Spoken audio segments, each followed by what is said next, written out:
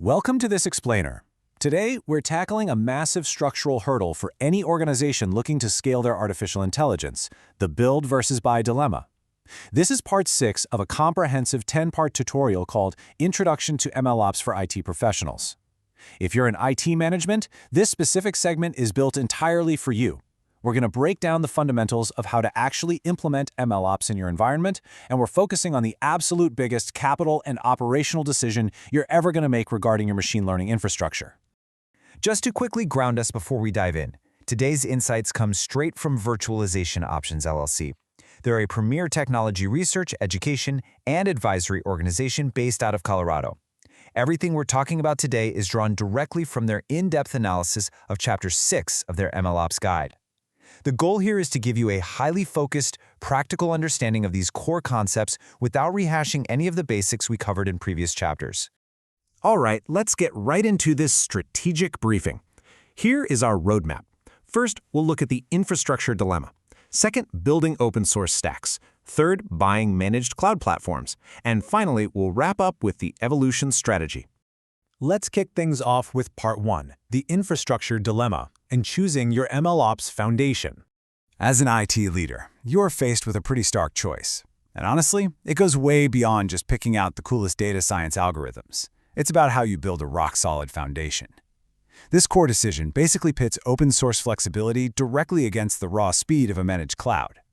Let's be real, this is the exact kind of dilemma that keeps IT management up at night, right? Because it boils down to allocating resources, managing those notoriously sneaky hidden operational costs, and actually getting some time to value without completely burning out your existing team. So what happens if you decide to build it yourself? Let's move to Section 2, Building Open Source Stacks. This path is all about maximum flexibility, but as we'll see, it comes with maximum responsibility. If you decide to go the build route, you aren't just pulling some off-the-shelf product and calling it a day. No, you're constructing a seriously complex Kubernetes-based architecture. You'll be utilizing an array of heavy-duty open-source tools. A standard build stack is going to look something like this: Kubeflow for orchestration, MLflow for tracking your experiments, Airflow for pipelines, and Feast for your feature store. And all of this is running right on top of Kubernetes. It's an incredibly powerful setup for sure, but it comes with a pretty big catch. And that catch? Well, it's the hidden cost. The source material points out something absolutely crucial here. You are going to need 3 to 6 dedicated full-time platform engineering FTEs, that's full-time equivalents, literally just to maintain this open source stack. Let that sink in for a second. Have you checked the market rates for Kubernetes experts lately? Yeah, they aren't cheap. You're not just paying for computer power here. You're making a massive investment in human capital just to keep the lights on and the data pipelines flowing. Now, even with that undeniably steep headcount investment, this route might actually be non-negotiable for your organization. This approach is absolutely ideal and sometimes legally required for large teams that demand strict data residency and zero vendor lock-in. So if your enterprise compliance strictly dictates that you cannot rely on a third-party cloud provider's proprietary ecosystem under any circumstances, well, this build path is really your main option.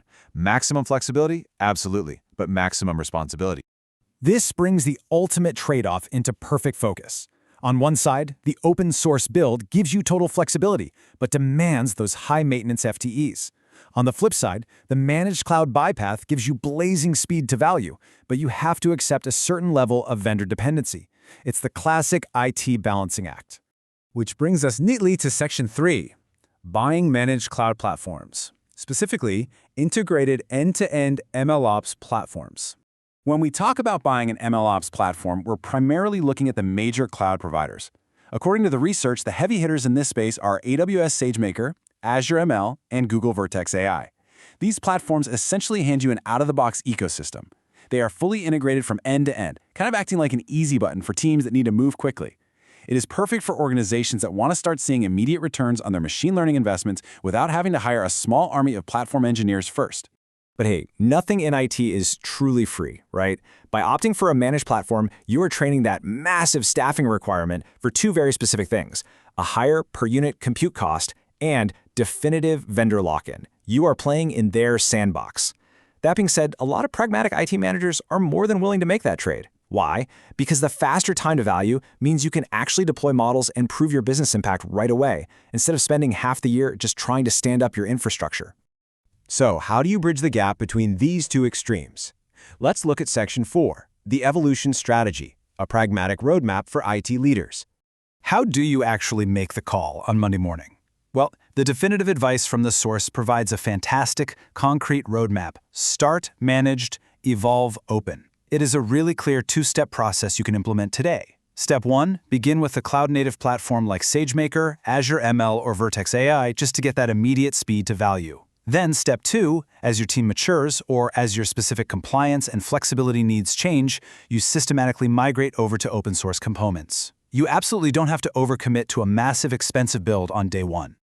Starting with a managed platform is a targeted quick win for management. It lets you prove the business value first. You can get experiment tracking mandated, set up a model registry, and automate that first deployment pipeline incredibly fast. These visible milestones are what build critical organizational buy-in. And let's be honest, once the business side actually sees the financial value of your MLOps initiatives, it is infinitely easier to justify the budget for those pricey platform engineers if you eventually decide you do need to transition to a complex open-source setup. I want to leave you with this final, really vital thought straight from the source material. MLOps is not about the tools. It's about building the organizational discipline to turn machine learning experiments into reliable, governed, business-valuable systems. So, as you sit down to weigh building versus buying, you have to ask yourself a tough question. Is your enterprise actually ready to scale that kind of organizational discipline? Or are you just out there buying more tools?